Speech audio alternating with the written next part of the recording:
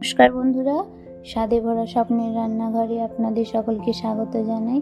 চলে এসেছি আবারও একটি দুর্দান্ত স্বাদের সেরা রেসিপি নিয়ে, মৌরলা মাছের তেল ঝাল। দেখুন আমাদের পুকুরে এই রকম মৌরলা মাছ পড়েছে, আর একটা হচ্ছে ওই পুঁটি মাছ, বড় পুঁটি মাছের সাইজ হয় না, ওই পুঁটি মাছটাই পড়েছে।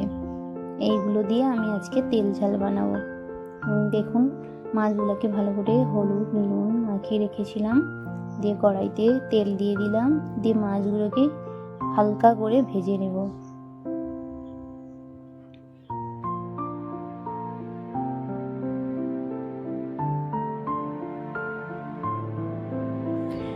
ভাজা কমপ্লিট হয়ে গেছে। দেখুন ঠিক এইভাবে ভাজাটা হবে, এই দেখুন এইভাবে ভাজাটা হবে, আপনারা নামিয়ে নেবেন।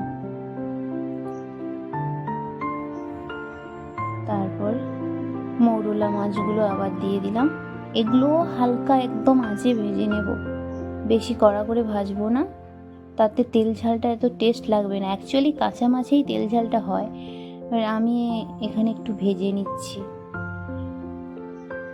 হালকা করে এগুলোকে ভেজে নেব।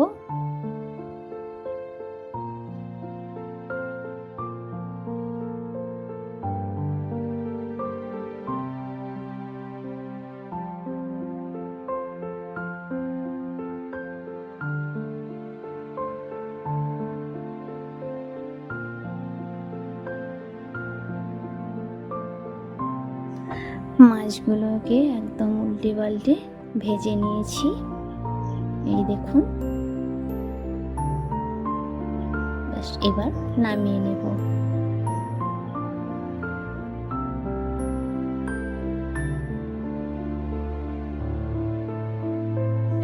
এবার কড়াইটা গরম হয়ে গেছে, পরিমাণ মতো সরষে তেল দিয়ে দিয়েছি, তারপর দিয়ে দিলাম কালো জিরে, দিয়ে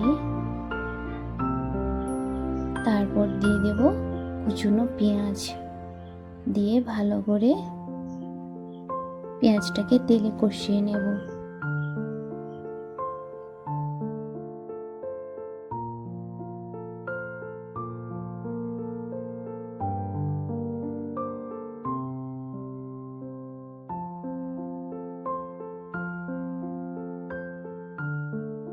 তারপর দিয়ে দিলাম রসুন বাটা, এবার দিয়ে রসুনটাকে তেলের সঙ্গে এবার কষিয়ে নেব।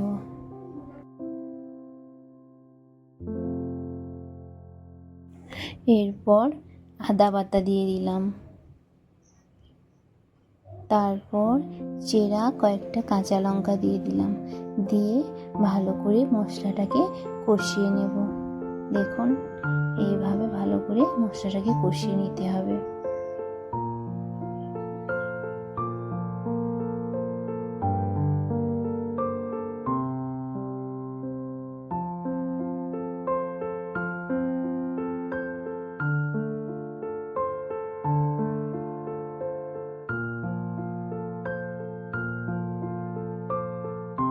এরপর দিয়ে দেব হলুদ গুঁড়ো পরিমাণ মতন, আবার পরিমাণ মতো লঙ্কার গুঁড়ো,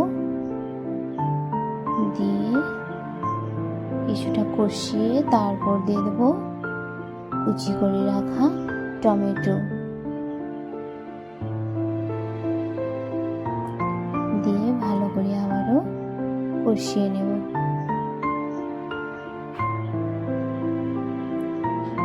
দেখুন তারপর দিয়ে দেব জল, জল দিয়ে মশলাগুলোকে যত কষিয়ে রান্না করা যায়, মশলার টেস্ট এবং সেই যে তরকারিটার টেস্ট অসাধারণ হয়।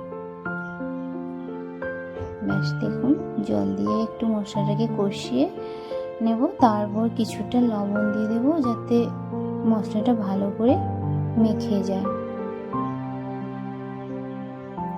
এই দেখুন মশলাটা থেকে কিরকম তেল ঝরতে শুরু করেছে, দেখুন।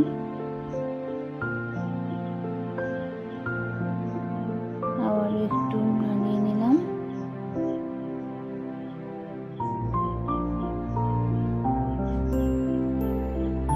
দিয়ে এরপর গুঁড়ো মশলা দিয়ে দিলাম, জিরা ধনিয়া দারুচিনি এলাচ মৌরি এগুলো পেস্ট করে রেখেছিলাম, সেইটা দিয়ে দিলাম। দেখুন মশলাটা কি সুন্দর কালার এসছে। আপনারা বাড়িতে প্লিজ এইভাবে বানিয়ে ট্রাই করবেন এবং জানাবেন কেমন হয়েছে। দেখুন হয়ে এসছে।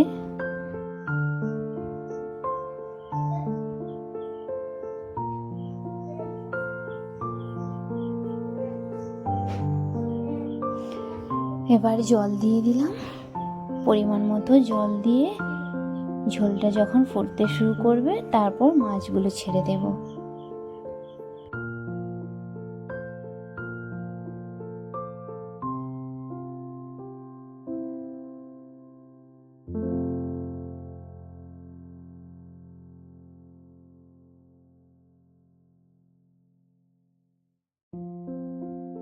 এবার মাছগুলো ছেড়ে দিয়েছি, এই যে দিয়ে কিছুক্ষণ ঝোলটা ফুটতে থাকবে।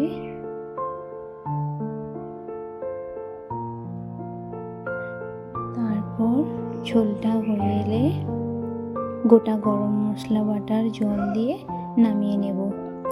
বন্ধুরা, যদি আমার এই রেসিপিটা ভালো লেগে থাকে তাহলে লাইক, কমেন্ট, শেয়ার করতে ভুলবেন না এবং এই চ্যানেলটিকে সাবস্ক্রাইব করে দেবেন। পাশে থাকা বেল আইকনটি বাজিয়ে দেবেন যাতে আমার রান্নার সমস্ত নোটিফিকেশান আপনাদের কাছে চলে যায়। এই রেসিপিটা আপনারা বাড়িতে প্লিজ ট্রাই করবেন এবং জানাবেন কেমন হয়েছে। সবাই ভালো থাকবেন, সুস্থ থাকবেন। ফিরছি নেক্সট একটি রান্নাতে।